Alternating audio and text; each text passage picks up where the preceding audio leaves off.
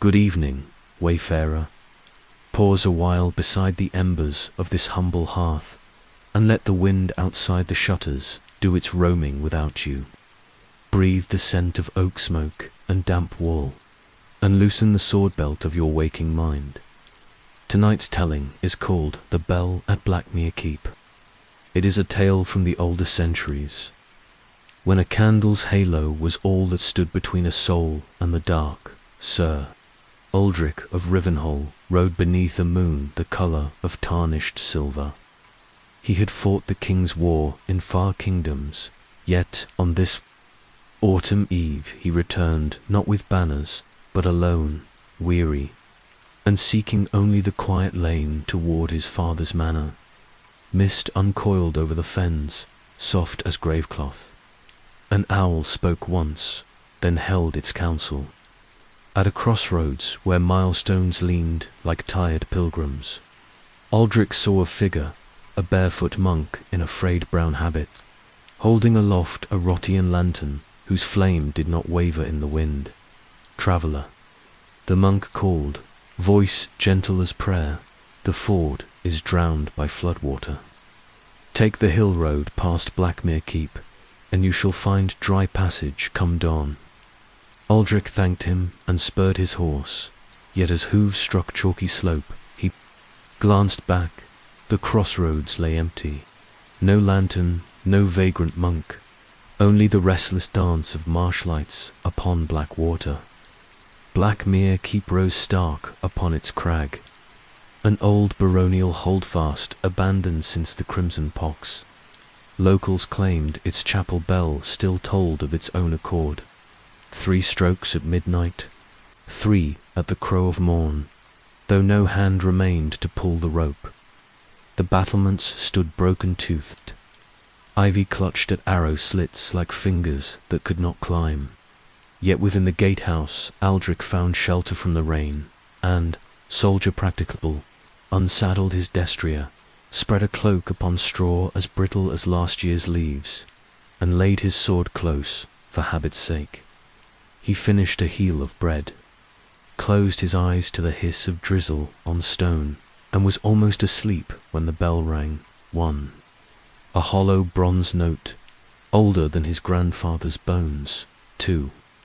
It quivered through the iron nails of the gate. 3. Then silence, deep enough that Uldric heard his own heart go on beating.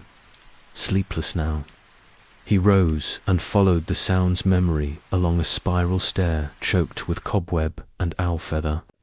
Moonlight spilled through broken roof tiles, striping the corridor like bars of pale fire. He passed a long deserted great hall where rushes lay rotten beneath a tangle of antlers.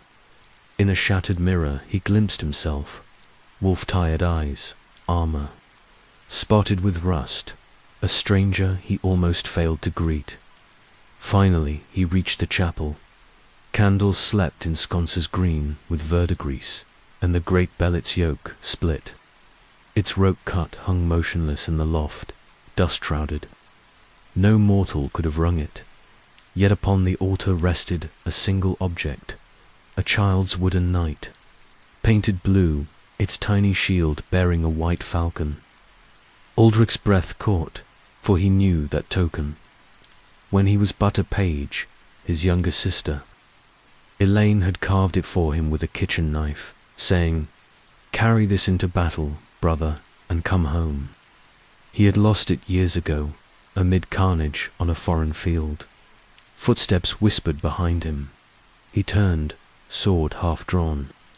There stood the barefoot monk, lantern aglow, robe still wet with rain that no longer fell.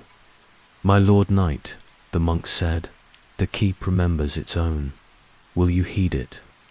Uldric demanded the monk's name. The figure bowed, though shadows masked his face. "Brother Seraphim, once curate of this place, keeper of rites for those the plague did not spare. I stayed when all others fled, until Blackmere's last breath became my own. The lantern's flame guttered, yet did not die, brother." Seraphim bade Aldrich follow him down a narrow stair into catacombs where the air tasted of iron and rosemary.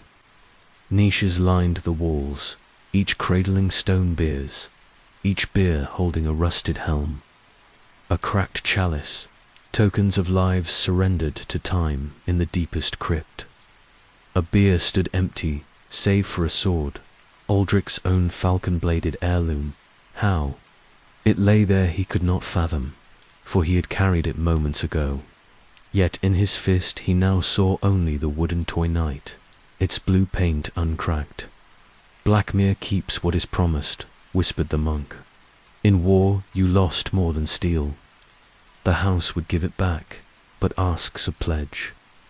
The lantern light flared, showing a second door, oak bound in brass, sealed by red wax bearing a falcon crest. "Beyond," said Seraphim, "wait the remnants of those whose voices were never heard. Servants, children, the meek, 3 guard their peace. Break the seal, and they ride with you into dawn. Refuse, and the chapel bell will toll your name, a summons you cannot outrun." Aldrich's pulse beat like drums at siege. He recalled battlefields where orphans cried, villagers torched in the king's cause, and a promise to a sister long buried. Come home, he placed the toy knight upon the door's lintel and broke the wax. Cold air rolled out, smelling of lavender and old tears. Inside lay a chamber lit by nothing Aldrich could see, yet clear as noon. 6 cots formed a circle.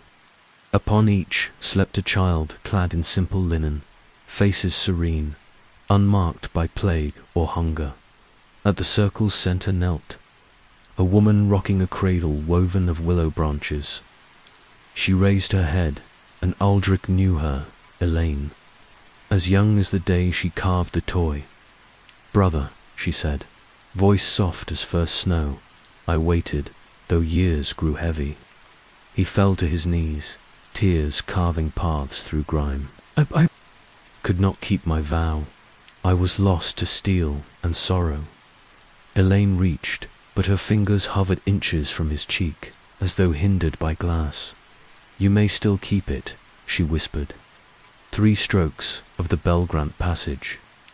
3 names must be spoken, names of those you wronged, names memory buried for fear of weight. The children stirred, murmuring like gently roused birds. Aldrich's mind sifted ash and blood. First he spoke the name of a farmer whose field he burned to starve an enemy garrison. Second, he named a squire trampled in the press of cavalry, a boy he had sworn to protect. Third, he named himself for the cruelty he permitted to thrive inside his own breast. With each name, the crypt shivered. Far above, the bell tolled again, unheard by living ears. When the 3rd note faded, the air warmed. The children vanished, like breath on glass, leaving only poppy petals upon each cot. Elaine smiled, eyes bright as morning. "Now, brother, go live gentle," she said, "and should you falter, remember the bell." She placed her palm over his heart. Warmth flooded him, sweeping away chill, rust, and regret. When he looked again, the chamber was empty stone, and the monk awaited by the open door. Dawn bled rose gold across the fenlands as Sir Aldrich rode. From Blackmere Keep, at his belt hung the wooden knight, its paint newly vivid. On his back lay the falcon sword, edge clean. Though he prayed it would not taste blood again. At the crossroads he found Brother Seraphim once more, lantern now dark.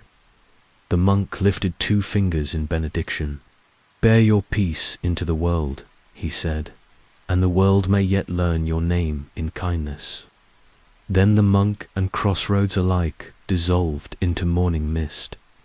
Aldrich turned toward Rivenhall, toward ploughed fields awaiting spring, toward children yet unscathed by war. Behind him, Blackmere's bell rang thrice more, soft as gulls over distant.